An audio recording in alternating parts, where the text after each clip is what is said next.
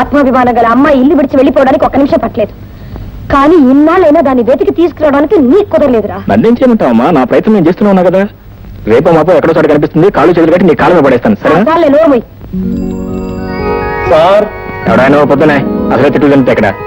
నేను సార్ మీ శ్రీమతి గారిని తీసుకొచ్చేసాను sir. తీసుకొచ్చేసాను sir. బాగున్నావమ్మా? అదేంటి నీతో వచ్చావంటే నువ్వు పైకి నేను శ్రీమతి అంటాడేంటి? బాగారండి, ఈయన భార్యని శ్రీమతి అనక ఇంకేమంటారమ్మా? అబ్బే వీళ్ళిద్దరికి ఇంకా పెళ్లి కాలేదండి. పెళ్లి కాలేదా? పెళ్ళయిందని పైగా ఈవిడికి కొంచెం పిచ్చని కూడా చెప్పారే. పెళ్ళంటేనండి ఇవాళ రేపు ఎలాగో పెళ్ళి అవుతుందో అందుకని అయిందని చెప్పేశాను. ఈ పిచ్చి అంటే అమ్మ ప్రతి మనిషికి వ్యాపకం అంత వేరే ఉంటుంది కదా, ఈవిడికి కాస్త ఎక్కువ ఉంది అంతే. అందుకే సరే గాని నువ్వు ఎందుకు ఎక్కడికి వెళ్ళినట్టు? ఎక్కడికి వెళ్ళింది అని అడగండి, నాకు ఎక్కడ దొరికింది అని అడగండి. నేనేం మీకు దొరకలేదు. నేను ట్రైన్ దిగి ఇక్కడికే వస్తుంటే స్టేషన్ లో నన్ను పట్టుకున్నారు. పట్టుకోగా విడిచిపెడతాను అనుకున్నారా? ఎవరు ఏ ఇంట్లోంచి పారిపోయినా ఇట్టే పట్టేయగలరు. అయినా వయసులో ఉన్న ఆడపిల్ల ఇలా ఇల్లు విడిచిపెట్టి వెళ్ళిపోవడం తప్పు కాదు. ఇలా వెళ్ళలేదండి, ఇలా వెళ్ళింది. ఇలా వెళ్ళిందా? ఎలా వెళ్ళినా తప్పే కదండి. ఆఫ్ కోర్స్ నేను ఈ ఊళ్ళో ఉన్నంత కాలం మీరు ఎన్నిసార్లు ఇల్లు విడిచిపెట్టి పారిపోయినా అన్నిసార్లు వెతికి పట్టుకొచ్చి అప్పచెప్పగలను. చూడండి బాబు, మీ పేరేంటో గాని నా పేరు డి ముహూర్తం. డి అంటే దుర్రా బర్రా అండి? అబ్బాబా దుర్రేనండి, మీరు నన్ను కన్ఫ్యూజ్ చేస్తున్నారు సార్. సారీ. డి అంటే అది మా ఇంటి పేరు. నా అసలు పేరు ముహూర్తం. వెరసి నా పూర్తి పేరు దుర్ముహూర్తము. ఎవడో దుర్ముహూర్తం అనగానే ఇదేదో అపశకునం అనుకుని మీ ముఖంలోని కవలికలన్నీ మారిపోయాయి. దుర్ముహూర్తము నా పేరు మాత్రమేనండి. నాకు ఎవరు ఎదురు పడ్డా సరే అదంతా మంచి ముహూర్తమే. సర్లేండి, మీరు చేసిన ఈ సహాయానికి మేమేమైనా మీరేమి చేయక్కర్లేదమ్మా. నేను చేస్తున్న డ్యూటీకి గవర్నమెంటే నాకు జీతం ఇస్తుంది. ఈ వంట జీవితానికి అదే ఎక్కువ. అయితే మీకు ఇంకా పెళ్లి కాలేదా? పెళ్ళయిందమ్మా, కానీ నా భార్య. అయ్యో పాపే, దేవుడు చిన్న చూపు చూశాడన్నమాట. భగవంతుడు చిన్న చూపు చూడలేదమ్మా, భగవంతుడు పెద్ద చూపే చూశాడు. పోలీసు గుండి కాబట్టి తట్టుకున్నాను. నా కథంతా మీరు వింటే మీ ముగ్గురు మనసులో ఐసులాగా కరిగిపోయి నీళ్ళు అయిపోతాయి. నా భార్య నన్ను చిన్న చూపు చూసి నన్ను విడిచిపెట్టి ఇంట్లోంచి వెళ్ళిపోయింది. మరి మీరు వెతకలేదా అండి? వెతికాను బాబు, కానీ నా భార్య కనపడలేదు. అన్ని కేసుల్లోనూ సక్సెస్ అయ్యాను, నా సొంత కేసులోనే ఫెయిల్యూర్ అయ్యాను బాబు. చాలా విచారం ఉండు బాబు. అమ్మా మిమ్మల్ని ఒకటి అడుగుతాను, చెప్పండి. ఆడపిల్ల మగపిల్లవాడు ఒకళ్ళొకరు చూసుకుని అర్థం చేసుకుని అగ్ని సాక్షిగా పెళ్ళాడి భార్యాభర్తలు ఎందుకు అవుతారు? చిలకా గోరింకలాగా ఉంటూ 4 బిడ్డలను కానీ హాయిగా సంసారం చేసుకోవాలనే కదా. మరి అలాంటప్పుడు ఆ భార్య హఠాత్తుగా ఆ భర్తను విడిచిపెట్టి వెళ్ళిపోతే ఆవిడ ఏమంటారో చెప్పండి అమ్మా. చెప్పండి అమ్మా. మీరు చెప్పలేరు. ఈ విధంగా ఇప్పటి వరకు నా చేతి మీదుగా 100 కేసులు పూర్తి చేశానమ్మా. పోనీలేండి, ఆ పుణ్యం మిమ్మల్ని మీ భార్యతో కలుపుతుంది. ఎంత చల్లని మాట చెప్పి ఆశీర్వదించారమ్మా. మీ నోటి మాట ప్రకారం నా భార్య నాకు దొరికితే వెంట పెట్టుకుని మీ దగ్గరికి తీసుకొస్తానమ్మా, మీ ఆశీర్వాదం పొందటానికి. వస్తానమ్మా. వస్తాను బాబు. చాలా థ్యాంక్స్. పర్వాలేదు.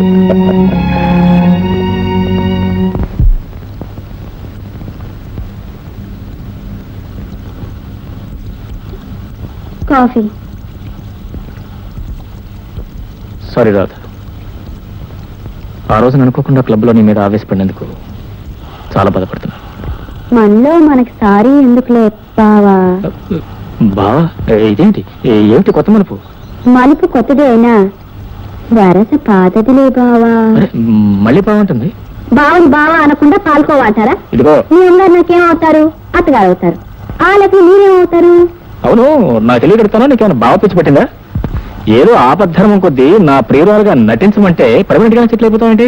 మన ఇద్దరం ఫ్యామిలీని పుట్టప్ చేసేదాకా ఇలా సెటప్ అవక తప్పదు బావా. బావా బావా పాల కోవా. అవును, ఇందాక నుంచి చూస్తున్నాను, కోరి రమ్మన్నాను కదా అని కొరిదేమే ఇల్లంతా గంతులేస్తావా? ఇదిగో నీకు నా డబ్బు మీద ప్రేమైతే నీకు ఎంత డబ్బు కావాలో చెప్పు, ఇచ్చి ముఖాన్ని కొడతాను. బావా మరదల మధ్య ఉన్న శృంగారం బంగారంతో సమానం. బావా నాకు మీరు కావాలి, కానీ మీ డబ్బు ఎందుకు బావా?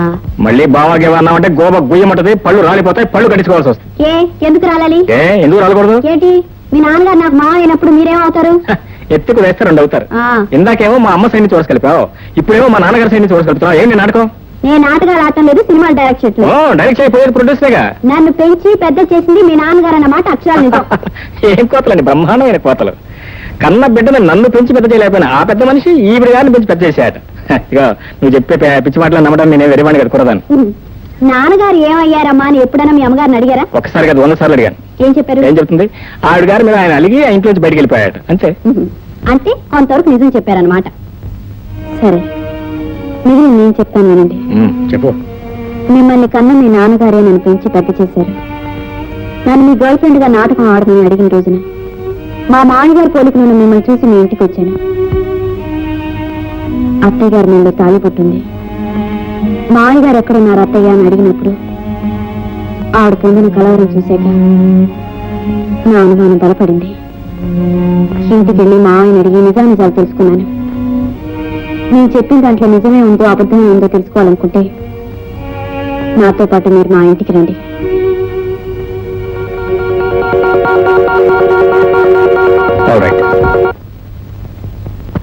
నమస్కారం డాక్టర్ గారు.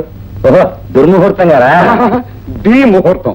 డి అంటే దుర్ మా ఇంటి పేరు, ముహూర్తం నా అసలు పేరు, దుర్ముహూర్తం. కూర్చోండి కూర్చోండి. మీకు కూడా మాత పని పడిందా? పోలీసులకు మాత్రం జబ్బులు రావా?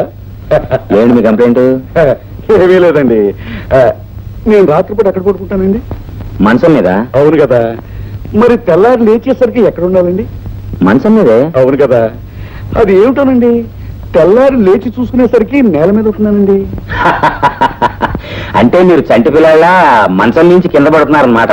బాలేవారే, కింద పడ్డానికి దుర్ముహూర్తం అంటే ఎవరు అనుకున్నారు? అగ్గి రవ్వ. మరి నేల మీద ఎలా ఉంటున్నారండి? ఎవరో నన్ను కావాలని కిందకు తోసేస్తున్నారేమోనని నాకు అనుమానం అండి.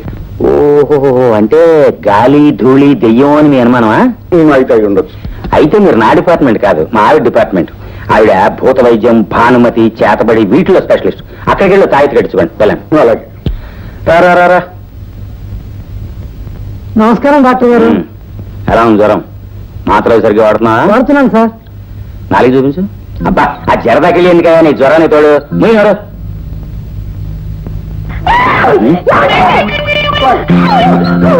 ఎంతకాలానికి కనిపించావు చిట్టి? ఇంకా ఎప్పుడు అలా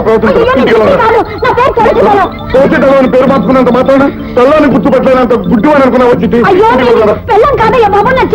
ఇదిగో, నా మీద నీ కోపం ఉంటే ఉండొచ్చు కాక పెళ్ళాన్ని కాదని మాత్రం అనకు. నువ్వు నా పెళ్ళం కాదని నా కళ్ళలో చూసి చెప్పు. కళ్ళలో చూసి చెప్పడం అంటే నీకు గుర్తుందా లేదా? నేను నీ పెళ్ళం కాదు.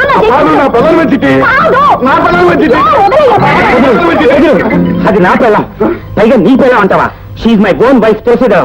అబ్బా కాదా, ఇది నా పెళ్ళం. నీకేమైనా పిచ్చి పట్టిందా? Yes you are correct. ఈయనకి నిజంగానే పిచ్చి పట్టింది. విశాఖపట్నం పంపాల్సిందే. అంటే నన్ను పిచ్చాసుపత్రులు చేరమంటావా? ఇదిగో డాక్టర్, నిన్ను ఏకంగా రాజమండ్రి పంపించేస్తాను, జాగ్రత్త. రాజమండ్రికా? అంటే సెంట్రల్ జైలుకా? అవును. నేను ఏ నేరం చేశాను పంపుతావా? ఏమి నేరం చేశావు అని అడుగుతున్నావా? నువ్వు డాక్టర్ అయ్యుండి రావణాసురుడు సీతమ్మ వారిని చెరబట్టినట్టు నా పెళ్ళాన్ని తీసుకొచ్చి నీ ఇంట్లో చెరబడ్డాం నేరం కాదు. ఇదిగొచ్చింది, జరిగిపోయిందితో పొరపాటు జరిగిపోయింది. ఇంకెప్పుడు అలా ప్రవర్తించరు. మన ఇంటికి వెళ్దాం. చిట్టి కాదు, పట్టి కాదు. ఏంటంటే అలా చూస్తే నిలబడ్డారు? ముందు వెళ్ళి పోలీసులు పిలిపించండి. ఈయనే ఓ పోలీసు, ఇంకే పోలీసుని పిలవనే. పురజనుల పెళ్ళాలని పరజనులు ఎత్తుకుపోతే పోలీసుని పిలుస్తాం, కానీ పోలీసు ఆయనే వచ్చి నా పెళ్ళాన్ని ఎత్తుకుపోతుంటే ఇంకెవరిని పిలవనే. నాయన దుర్ముహూర్తం, నీకు కావాలి అంటే నా థర్మామీటర్ తీసుకో, లేకపోతే నా స్టెటస్కోప్ తీసుకో. అంతేగాని నా పెళ్ళానే నీ పెళ్ళ అంటావేంటయ్యా? బాబు డాక్టర్ గారు, మీకు కావాలంటే అలాంటి ఒక అరడజన్ కొని పెడతాను, కానీ నాకు కావాల్సింది మాత్రం నా చిట్టి. నా పెళ్ళం, చిట్టి నా పెళ్ళం, నా పెళ్ళం, చిట్టి నా పెళ్ళం. సుబ్రహ్మణ్యం ఈవిడ గారు నా పెళ్ళం కాదో తేల్చి చెప్పు. అయ్యగారు భార్యనండి. కొట్టానంటే తలకాయి కొబ్బరికాయలాగా పగిలిపోతుంది. ఈవిడి గారు ఆయన పెళ్ళామని ఏమిటి సాక్ష్యం? సాక్ష్యం? అవును. ఇప్పుడే వస్తాను. లోపలికి వెళ్ళిపోయాడు, నీకు లోపల మన ఇంటికి వెళ్ళిపోతాం. ఇదిగో మేమిద్దరం మొగుడు పెళ్ళాలనే అంటే అనుకున్న ఏకైక సాక్ష్యం మా పెళ్లి ఫోటో చూడు. 1973 జూన్ 10వ తారీఖున హైదరాబాద్ దోమలగూడలో మేమిద్దరం పెళ్లి చేస్తాం. ఆశ్చర్యంగా ఉంది. నా భార్య మీ భార్య ఇద్దరు ఒకే పోలికలు ఎందుకుంటారబ్బా? ఎందుకుంటారంటే ఆ బ్రహ్మదేవుడు ఒకే పోలికలతో 2 బొమ్మలను తయారు చేసి ఒకటి నీకంట కట్టాడు, ఇంకోటి నాకంట కట్టాడు. అది కరెక్ట్ అయి ఉండొచ్చండి. తులసిదళం గారు, పొరపాటు జరిగిపోయింది, ఏమనుకోకండి. నేను అప్పుడప్పుడు వచ్చి మిమ్మల్ని చూసి వెళ్తుంటానండి. ఎందుకెందుకు? ఎందుకంటే పారిపోయిన నా భార్యని మీ భార్య ముఖంలో చూసుకుంటాను. వీధిలోంచే చూడు, ఇంట్లోకి మాత్రం రాకు. అలాగేనండి, వస్తానండి. వస్తానండి.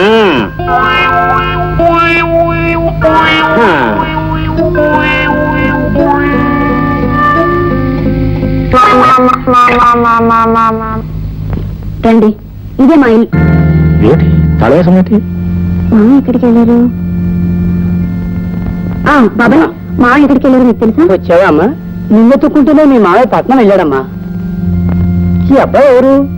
నీ చిన్నప్పుడు మీ మావయ్య వచ్చిన కొత్తలో అసలు ఇలాగే ఉండేవాడమ్మా. మా దగ్గర ఆయన కలవడానికి ఇక్కడికి వచ్చారు. అలాగా, వస్తానమ్మా.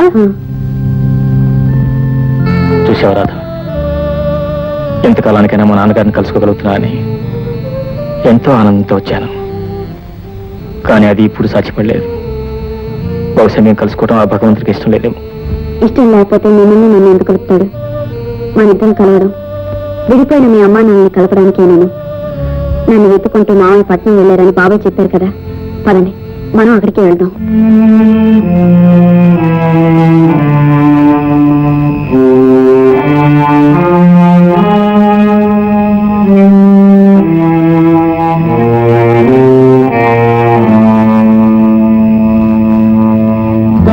అమ్మగారు, పలహారం ఇక్కడ పెట్టమంటారా? ఈ రోజు నేను ఉపవాసం ఉంటానని నీకు తెలియదా? ఈ రోజు మీ పెళ్లి రోజా అమ్మా? పెళ్లి నాడు మీరు ఉపవాసం ఉంటారన్న సంగతి మర్చిపోయానమ్మా. మురళి పోంచేశారా? మురళీబాబు, రాధమ్మ కలిసి పండక్కి అందరికీ బట్టలు కొనడానికి వెళ్ళారమ్మా.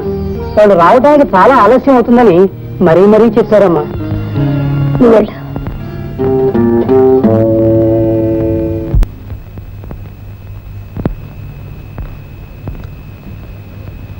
హే మురళి, ఏంటి ముసలేషం? కాలేజీలో ఫ్యాన్సీ డ్రెస్ కాంపిటీషన్ ఏమైనా జరిగిందా? సరే అండి, నా పేరు మురళి కాదు, శంకర్రావు. ఓహో, వేషంతో పాటు పేరు కూడా మార్చుకున్నానంటే బాగుంది. ఓ పని చేయి, మెడ్రాస్ వెళ్ళి ఓ పెద్ద డైరెక్టర్ని కలు, సినిమాల్లో మంచి వేషాలు ఇస్తాడు. మీకు చెప్పేది నా పేరు మురళి కదండి, శంకర్రావు. మా మురళి కూడా ముమ్మూర్తులా మీలాగే ఉంటాడండి. అవును, దగ్గుతున్నారేంటి? ఉంటూ బాగాలేదా? మై గాడ్, ఇదేంటండి బాబు, ఒళ్ళంతా కాలిపోతుంది. సరే, మీ మురళి కాదు, బాగానే ఉంది. పేషెంట్, నేను డాక్టర్ని. రండి, కారెక్కండి. పర్వాలేదండి. లేనా, పర్వాలేదు, నా మాట వినండి. రండి, ఎక్కండి. Good morning sir. హలో, కూర్చోండి. Thank you. What can I do for you? మరేం లేదండి, మా నాన్నగారు just a minute. 202. Yes sir. కమానేసి అందరూ జాగ్రత్తగా ఉండండి. ఇప్పుడు చెప్పండి. అదేనండి, మా నాన్నగారు నన్ను వెతుక్కుంటే ఈ ఊరు వచ్చారండి. వారికి కూడా అదేం లేదు. మా మామయ్య గారు, అదే వీళ్ళ నాన్నగారు. అబ్బా తెలుసమ్మా, మీ ఆయన గారు తండ్రి గారు మీకు మామగారు కాక మీకు తండ్రి గారు అవుతారా? విషయానికి వచ్చేయండి. అదేనండి, మా నాన్నగారు వెతుకుంటే మేము ఆ ఊరు వెళ్ళామండి. మేము ఆయన ఎత్తుకుంటే ఆ ఊరు వెళ్ళాము. తీరా అక్కడికి వెళ్ళేసరికి ఆయన లేరండి. ఆయన వెతుకుంటే మళ్ళీ ఇక్కడికి వచ్చాము. బస్ స్టాండ్ లో, రైల్వే స్టేషన్ లో, పార్క్ లో అవి ఇవి తిరిగాం, కానీ కానీ ఎక్కడ కనిపించలేదు. అదే ఇదే కంప్లైంట్ మీకు ఇద్దామని. Correct correct. ఈ దుర్ముహూర్తం గ్రేట్ దగ్గరికి వచ్చారు, అవునా? ఇక చూడండి, 10 నిమిషాల్లో నా మేధస్సు, నా శక్తినంతా ఉపయోగించి ఎక్కడున్నా సరే వెతికి మీ నాన్నగారిని ఇట్టే పట్టేస్తాను. 1 మినిట్. మీ నాన్నగారి పేరేమన్నారు? కె శంకర్రావు అండి. Okay, it's all. K Shankar Rao. Inspector గారు, ఇన్స్పెక్టర్. అదే దుర్మూర్తి గారు మీరే? హలో డాక్టర్ గారు, కూర్చోండి. How are you? Fine. Hello doctor uncle.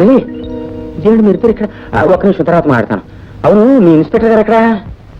Inspector గారు ఎక్కడ? ఏవో చిన్న చిన్న కేసులు చూసుకోవడానికి బయటకు వెళ్ళాడు.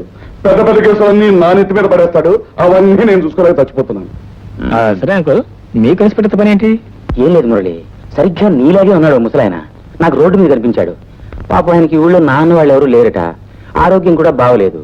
తీసుకెళ్లి నా డిస్పెన్సరీలో జాయిన్ చేశాను. ఎందుకైనా మంచిదని స్టేషన్ లో రిపోర్ట్ ఇద్దామని ఇలా వచ్చాను. పేరేమన్నారు? కె శంకర్రావు అండి. కె శంకర్రావు.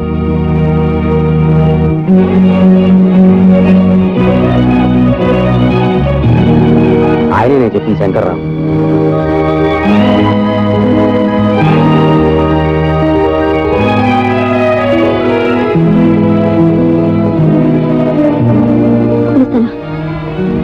ఏ